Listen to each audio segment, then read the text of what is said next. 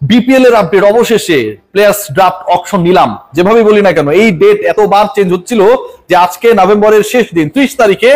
শেষ পর্যন্ত নিলাম হবে নাকি এটা ডিসেম্বরে চলে যাবে এরকম একটা স্পেকুলেশন ছিল এবং শেষ মুহূর্তে Bangladesh cricket board versus Enamul Haque Bijoy যে জয় পরাজয়ের জন্য মাঠে নেমে পড়লো সেটাও কিন্তু একটা অনিশ্চয়তা তৈরি করেছিল যে আসলে ক্রিকেটাররা যারা বাদ পড়লেন যারা ছিলেন তারা কি আবার ঢুকবেন কিনা বাট এই মুহূর্তে স্পটলাইটে 2 জন 3 জন 4 জন 5 জন ক্রিকেটার যেই ক্রিকেটারদেরকে নিয়ে অনেক বেশি ডিসকাশন হচ্ছে এবং যে ডিসকাশনটা খুবই ভ্যালিড আমি সেই ডিসকাশনটা মানে হ্যাপিনেসের থেকে অবাক হওয়ার যে ঘটনাগুলো ঘটেছে সেই জায়গা থেকে শুরু করতে চাই লিটন কুমার দাস আমি বিডি ক্রিক টাইমে একটা কন্টেন্টে বললাম যে আমাকে যদি এই মুহূর্তে চুজ করতে দেওয়া হয় টি20 কোন ক্রিকেটার থেকে যিনি ডিরেক্ট সাইন হন নাই কাকে নিতে চান my choice was Liton Kumar Das captain keeper opening batter and scorer Liton Kumar Das যিনি ক্যাটাগরি এ মানে টপ ক্যাটাগরিতে অবশিষ্ট যে দুজন ক্রিকেটার ছিলেন নাইম শেখ এবং লিটন কুমার দাস তাদের একজন এই দুই ক্রিকেটারের ক্ষেত্রে যে ঘটনা ঘটেছে সকল ধরনের চিন্তা ভাবনাকে উল্টে দিয়েছে পাল্টে দিয়েছে আজকের বিপিএল এ সবচেয়ে বড় ঘূর্ণিঝড় টর্নেডো ভূমিকম্প হয়েছে যখন দফায় দফায় নাইম শেখের দাম বাড়তে থাকে প্রথম কলটাই ছিল লিটন এবং নাইমের মধ্য থেকে নাইমের এবং যেই কল শুরু হয়েছিল 50 লাখ টাকায় শেষ পর্যন্ত সেটা ডাবলেরও বেশি 1,10,00,000 টাকায় গিয়ে শেষ হয়েছে নাইম শেখকে চট্টগ্রাম 1,10,00,000 টাকায় দলে ফিরিয়েছে এবারের বিপিএল এর জন্য নাইম শেখ যখন কোটিপতি লিটন কুমার দাস তখন কোটিপতি হতে পারে না 50-এর থেকে যে শুরু হয়েছিল বিডিং সেটা শেষ পর্যন্ত 5টা কল পেয়েছে এবং 75-এ গিয়ে লিটনের যে কল লিটনকে পাবার যে অন্য দলগুলো চেষ্টা আকাঙ্ক্ষা সেটা ফুল স্টপ হয়েছে লিটন কুমার দাস 75 লাখ টাকায় রংপুরের ডেরায় লিটনের ব্যাপারে অন্য দলগুলো যখন আগ্রহ দেখায় নাই 75-এই তার নিলামটা শেষ হয়ে গেছে লিটন যখন 75 নাইম শেখ যখন 1,10,00,000 ঠিক তখন সবচেয়ে বড় অবাক করা জায়গা তৈরি হয়ে গিয়েছিল যে জিয়াউর রহমান আমাদের সাবেক রাষ্ট্রপতি জিয়াউর রহমানের কথা আমি বলছি না মানে অনেকে অনেকভাবে এগুলোকে ট্রল করার চেষ্টা করে ম্যানিপুলেট করার চেষ্টা করে আমাদের ক্রিকেটার জিয়াউর রহমান সেই জিয়াউর রহমান 30 লাখ টাকায় বিক্রি হয়েছেন জিয়াউর রহমান যখন 30 লাখ টাকায় বিক্রি হন তখন মাহমুদুল্লাহ রিয়াদ মুশফিকুর রহিম ইবাদত হোসেন গেলবারের চ্যাম্পিয়ন টিম ফরচুন বরিশালের এই তিনজন গুরুত্বপূর্ণ অংশ যারা ছিলেন মাহমুদুল্লাহ মুশফিক এবং ইবাদত তাদের ব্যাপারে কোন দল নিলামের প্রথম দফায় প্রথম পর্যায়ে আগ্রহ দেখায় নাই মিরাকল কোনোভাবে এটা আসলে বিশ্বাসযোগ্য মনে হচ্ছিল না অন্তত বেস প্রাইসে তো বিক্রি হবেন চমক দেখিয়েছেন মোহাম্মদ সাইফুদ্দিন তিনি দল পেয়েছেন এবং সাইফুদ্দিন 68 লক্ষ টাকায় ঢাকার ডেরায় গেছেন চমক দেখিয়েছেন তাওহিদ হৃদয় তিনি 92 লক্ষ টাকায় 92 লাখ রংপুরে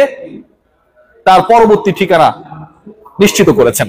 এবং এই দুই চমকের মাঝে আমার কাছে মনে হয় যে সবচেয়ে বড় চমক ছিল হাবিবুর রহমান সোহান 18 লাখ থেকে যাকে নিয়ে বিডিং শুরু হয় বাংলাদেশের যে রাইজিং স্টার্স টিমটা ছিল এশিয়া কাপে সেই টিমের ওপেনার মারকুটে ব্যাটার হাবিবুর রহমান সোহান যিনি থার্ড হাইয়েস্ট রান গেটার ছিলেন সবশেষ এমার্জিং এশিয়া কাপ বা রাইজিং স্টার্স এশিয়া কাপে তিনি 50 লক্ষ টাকায় নোয়াখালীবাসীদের চোখের আনন্দ দেওয়ার জন্য পরবর্তী বিপিএল এ খেলবেন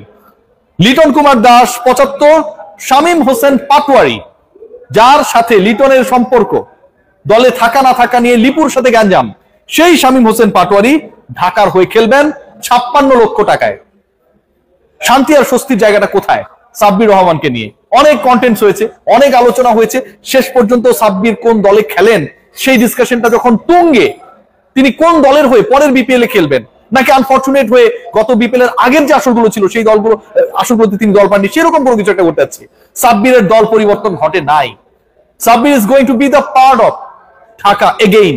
ঢাকা ক্যাপিটালস এর হয়ে সাব্বির খেলবেন গেল আসরে সাব্বির খেলেছিলেন ঢাকার হয়ে এবং এবার সাব্বিরের প্রাইস 28 লাখ 28 লক্ষ টাকায় সাব্বিরের ঠিকানা ঢাকা ক্যাপিটালস আমাদের আরেক প্রিয় ক্রিকেটার বাংলাদেশকে দীর্ঘ সময় সার্ভিস দেয় যাকে এখনো বাংলাদেশের মানুষ মিস করে নাসির হোসেন তিনিও ঢাকায় তাসকিন আহমেদ আগে থেকেই ঢাকায় নাসির সাব্বির তাসকিন আমার কাছে মনে হয় ঢাকাকে রোমাঞ্চকর বিপিএল এর এক্সপেরিয়েন্স দেওয়ার জন্য যে লোকাল ক্রিকেটাররা যাদের ব্যাপারে মানুষের প্রচন্ড আগ্রহ রয়েছে যে ক্রিকেটারদের fan base is very huge সেই পার্টিকুলার ক্রিকেটাররা এই মুহূর্তে ঢাকার ডেরায় আলোচনা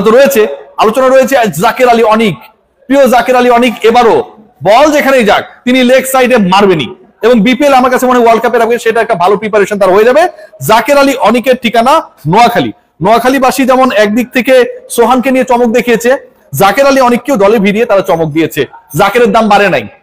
জাকের 35 লাখ টাকার ক্রিকেটার, মানে যেই বেস প্রাইজের ক্রিকেটার তিনি ছিলেন, সেখানটাই একটা দলে বিট করেছে, সেটা হচ্ছে নোয়াখালী এক্সপ্রেস, এবং 35 লাখ টাকায় জাকের আলী অনিকের ঠিকানা সেখানটায়। চমক জাকেরের যদি ব্যাপারটা চমক হয়, মুশফিক মাহমুদুল্লাহ যদি দল না পাওয়া চমক হয়, আমার কাছে মনে হয় যে সবচেয়ে বড় চমক এবারের বিপিএলে ইয়াসির আলী চৌধুরী রাব্বি। ইয়াসির চৌধুরী রাব্বি তার প্রাইস কত হতে পারে, কত হতে পারতো, তার দল পাওয়া নেই কিন্তু আমরা অনেকটা কনফিউজ ছিলাম। ইয়াসির চৌধুরী রাব্বি যখন ছক্কার দরকার হয় তখন তিনি সিঙ্গেল নেওয়ার চেষ্টা করেন, যখন সিঙ্গেলের দরকার হয় তখন তিনি ছক্কা মারার চেষ্টা করেন, যখন কোনোটারই দরকার হয় না, টিকে থাকার দরকার হয়, তখন তিনি রিভার্স সুইপ করেন। সেই ইয়াসির চৌধুরী রাব্বি রাজশাহীতে খেলবেন 44 লক্ষ টাকায়। Yasir Chowdhury Rabbi is the middle order batter, he is going to play for Rajshahi 44 lakh টাকায়। একই অলমোস্ট পজিশনের ক্রিকেটার মাহমুদুল্লাহ রিয়াদ, মুশফিকুর রহিম 35 লাখ টাকাও বিক্রি হয় নাই, কোন দল কেনে নাই। এবাদত হোসেনের মতো একদম প্রিমিয়াম পেসারকে কোন দল প্রথম দফার নিলামে কেনে নাই। আমার কাছে মনে হয় যে এবারে নিলামে এই জায়গাগুলো যথেষ্ট যথেষ্ট কনফিউজিং, ডিবেটেবল, এবং কেন আসলে তাদের ব্যাপারে আগ্রহ থাকলো না সেটাও একটা বড় প্রশ্ন। আরেকজন ক্রিকেটার রয়েছেন পারভেজ হোসেন ইমন। আমার কাছে মনে হয় ইমনের ক্ষেত্রে সিলেট অনেক মানে উইনার হতে পারে। 35 লাখ টাকার মধ্যেই তারা ইমনকে পেয়ে গেছে। মানে ইমনের প্রাইস আমার কাছে মনে হচ্ছিল যে অ্যাটলিস্ট 50 লাখ প্লাস হওয়ার কথা ছিল। লাস্ট ম্যাচেও ভালো খেলেছে, রেগুলার ওপেনিং এ ভালো করেন। সো এরকম একজন ক্রিকেটার পারভেজ হোসেন ইমন, এবং একই সাথে একটা স্পেশালিস্ট পজিশনে তিনি হচ্ছে স্পেশালিস্ট, সেই জায়গায় পারভেজ হোসেন ইমন অনলি 35 লাখে একটা দলে চলে গেলেন এবং অন্য কেউ বিট করলো না। এটাও আমার কাছে খুব ইন্টারেস্টিং মনে হয়েছে। বাট ওভারঅল আজকে এই অকশনের ইন্টারেস্টিং পার্ট হচ্ছে নাইম শেখ 1,10,00,000 টাকায় সর্বোচ্চ দামে বিক্রিত ক্রিকেটার। 1,10,00,000 টাকায় বিক্রি হলেন বাংলাদেশের সবচেয়ে trolled cricketer Naim Sheikh, and that happened in the very first bidding, যেখানটায় তারপরেই লিটন কুমার দাসকে তোলা হয়। 75-এর বেশি তিনি যেতে পারেন নাই। যখন এখানটায় কম্পিটিশন ছিল তাদের নিয়ে, তখন আলো ছড়িয়েছেন সাইফুদ্দিন 68 লক্ষ টাকায় দল পেয়ে, আলো ছড়িয়েছেন তাওহিদ হৃদয়, সবসময় বিপিএল তিনি পারফর্ম করেন 92 লক্ষ টাকায় দল পেয়ে, এবং সকল আরো কেড়ে নিয়েছেন মোহাম্মদ মিঠুন 52 লক্ষ টাকায় দল পেয়ে। বিশ্বাস হচ্ছে? হোক আর না হোক, এগুলোই ঘটনা। আজকের বিপিএল অকশন নিয়ে অনেক ঘটনা ঘটেছে, এবং অকশন যখন চলছিল তখন সবচেয়ে ইন্টারেস্টিং পার্ট, অকশনার হিসেবে যিনি ছিলেন তিনি অনেক ক্ষেত্রে রুলস ব্রেক করে নিজের মতো করে এটা পরিচালনা করার চেষ্টা করছিলেন। তো মাহবুব ভাইকে আসলে যারা গালিগালাজ করেছিলেন, আমার কাছে মনে হয় আজকের বিপিএলও সেই ঘটনাগুলো, বিপিএল এর অকশনে সেই ঘটনাগুলো ঘটেছে, এবং এগুলো ঘটে, এটাই আলটিমেটলি একটা বড় আসরের মর্যাদা বা কি বলবো মানে এক্সাইটমেন্টের সাথে জড়িত। ওভারঅল আবার যদি ডিসকাস করি, সাব্বির রহমান 28 লাখ টাকায় ঢাকায়, নাইমকে নিয়েছে চট্টগ্রাম 1,10,00,000, লিটন কুমার দাস 75 লাখ টাকায় রংপুরে গেছেন। এবং এখানে ইন্টারেস্টিং পার্ট যেটা, নুরুল হাসান সোহানের খেলা না খেলা নিয়ে লিটন কুমার দাসের কিছু ইস্যু পাবলিকলি বলা হয় যে আছে, যে কারণে তাকে ন্যাশনাল টিমে কম খেলানো হয়। রংপুরের হয়ে লিটন কুমার দাস নুরুল হাসান সোহানের ক্যাপ্টেন্সিতে খেলবেন, এটাও কিন্তু একটা ইন্টারেস্টিং ব্যাপার। শেষ পর্যন্ত কি হয় দেখি। তবে গেলবারের চ্যাম্পিয়ন টিম তামিম ইকবালের টিমের মুশফিক মাহমুদুল্লাহ এবং ইবাদতের এবারের বিপিএল এর অকশনের প্রথম দফায় দল না পাওয়া